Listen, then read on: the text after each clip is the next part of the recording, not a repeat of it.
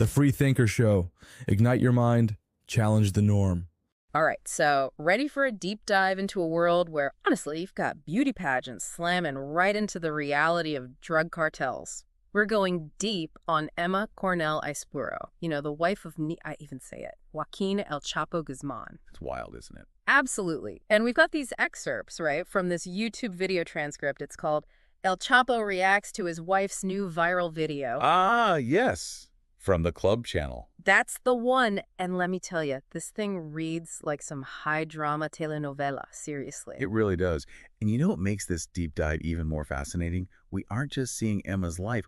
We're getting El Chapo's perspective, too. Like his reactions, they're right there in this transcript, and it adds a whole other dimension to everything. Okay, so picture this. Early 2000s, right? You're Emma Coronel Aispuro, just a teenager in Sinaloa, Mexico. You're winning beauty pageants left and right, turning heads like nobody's business. She was a certified head turner, that's for sure. Totally. But here's the kicker. You're not just some random pretty face. Nope, your family's deeply rooted in the Sinaloa Cartel. I mean, we're talking one of the biggest, most powerful drug trafficking operations on the planet. And that right there, that's crucial to understanding her story. It wasn't like she wandered into this world by accident, This was her everyday life. Her own father, Emma Coronel Barreras, was a high-ranking cartel member. Wow, I did not know that. Oh, yeah, and get this, even her brother allegedly worked as one of El Chapo's pilots. Seriously, talk about a family business. So how does a young beauty queen like her end up married to, well, El Chapo, the most notorious drug lord out there? Right, so according to Emma herself, they met at a party back in 2006. He was, shall we say, instantly smitten. Can't say I blame him. Right, but there they were. 32-year age gap didn't matter to them. Started this whirlwind romance, and bam, married a year later. She was only 18. 18, wow. That's crazy young, especially given who she's saying I do to. No kidding. And, Emma's maintained she was totally in the dark about just how deep El Chapo's criminal empire really went back then. Do you buy that? Well, honestly, a lot of people don't. It's a tough sell, given her family history. I mean, yeah, it's a little hard to wrap your head around, given her family's, deep ties to the cartel and all. Exactly. And it gets even harder to believe that whole unaware thing when you see how quickly she went from just being El Chapo's wife to actively working within his organization. Especially when he was in hiding.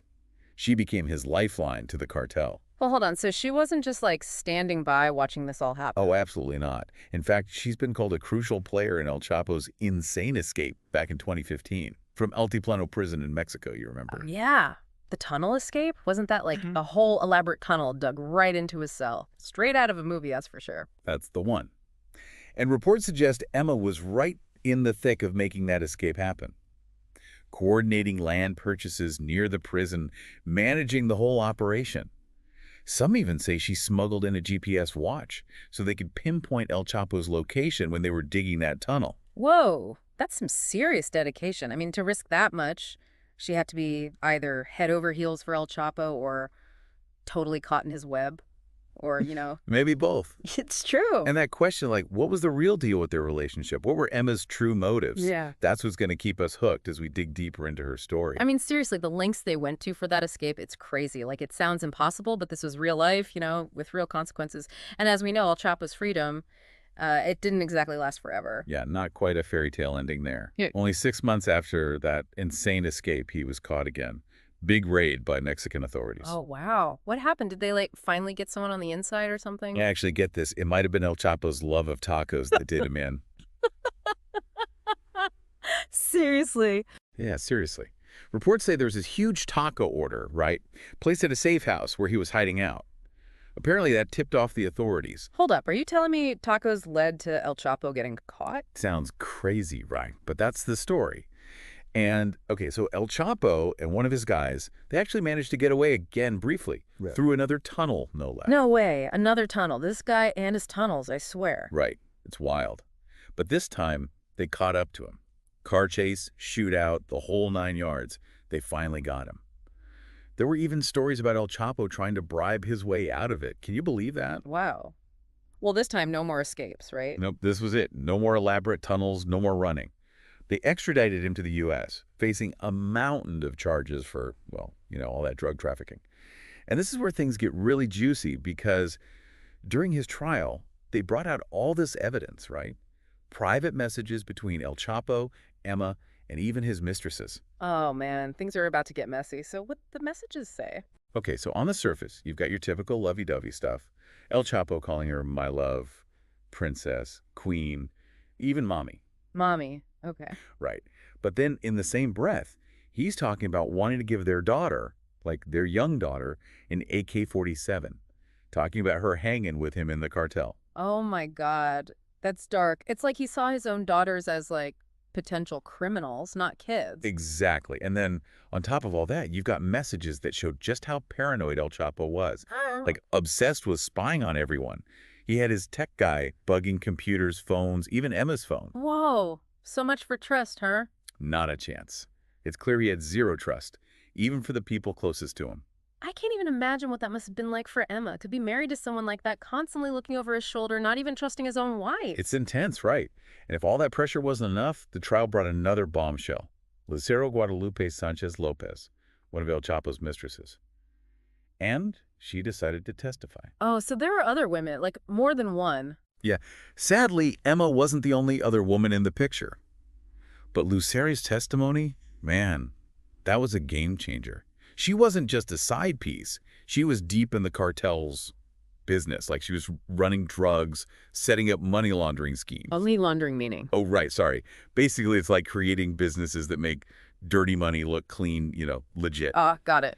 So, yeah, she was smuggling stuff for El Chapo while he was on the run, the whole deal.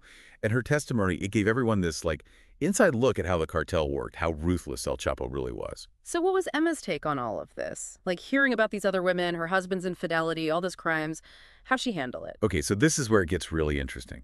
Picture this. Lucero's on the stand, right?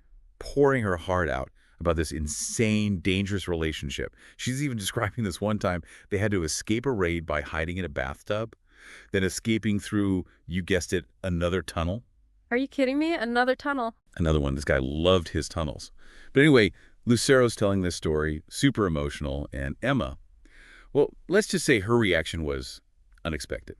She's smirking, sometimes even laughing. Whoa, that's ice cold. What do you think was going on in her head? It's a tough one. I mean, maybe it was just a way to protect herself, like a defense mechanism to deal with the pain, the humiliation. Maybe she was trying to seem strong, in control, when really she had no control at all. Yeah, that makes sense. Or hey, maybe it was nothing. Maybe she really didn't care. It's impossible to know for sure. But one thing's for sure, it reminds us that we're talking about real people here, with complicated feelings and motives, and honestly, we might never fully understand them. It's like she's putting on a brave face, for the cameras, for the world. Like she's got to project this image of strength, composure when everything's falling apart. Oh, totally. And let's not forget, this wasn't just another trial. This was a media circus. Yeah. Every little thing Emma did, every expression, it was under a microscope. Maybe that reaction or lack of reaction was all calculated, a way to, control the narrative, Yeah, trying to take back some control. And it's not like she got off scot-free either. Didn't she get arrested in 2021? Drug trafficking and money laundering charges. Yes, right. 2021, she gets busted. Yeah. And this is where things get really interesting because remember all her claims, saying she was just a loving wife, clueless about her husband's business? Right. Well, she ends up pleading guilty to those charges. So she admitted to being involved in the cartel. She did. And sure, her sentence 3 years, that's nothing compared to what some of those cartel bigwigs get, but still. Yeah. It proved she was more than just El Chapo's wife. She was a player in the game, a game that, by the way, destroyed a lot of lives. Yeah, no doubt. It's heavy stuff. It really makes you think about Emma, who she really is. Was she a victim, born into this life, no escape? Or did she choose it? Seduced by the power, the money. That's the million-dollar question. Right. And it's something that still has people talking, even now, with her out of prison. Yeah. I mean, she's been at fashion shows, launched a clothing line. There was even that reality show, remember, about cartel families. Oh, yeah. It's almost surreal, Like she walked off the set of a crime drama and straight into, well, another one, I guess. Exactly. And it begs the question, what's she after? Is she running from her past, trying to build a new life for herself, her daughters? Or is it the opposite? Is she using it all, the El Chapo connection, for fame, for money? Man, that's a lot to unpack. It really goes to show this whole story, it just keeps drawing you in. It does. And maybe that's what's so fascinating about this deep dive, right? The crazy wealth, the escapes, the betrayal, the trials. But at its core, Emma Coronel Ispro's story, it's a human story. It's about love, ambition, staying loyal when it's the hardest thing to do. Choices we make when life throws the craziest curveballs. And you know what? The story's still being written. No doubt about it. This deep dive, it leaves you thinking, doesn't it? What happens next for Emma Coronel Spurro? Can she outrun El Chapo's shadow, the cartel's pull, or will she always be tied to that world? It's a question worth pondering. So there you have it, our deep dive into one of the most captivating, most controversial figures of our time.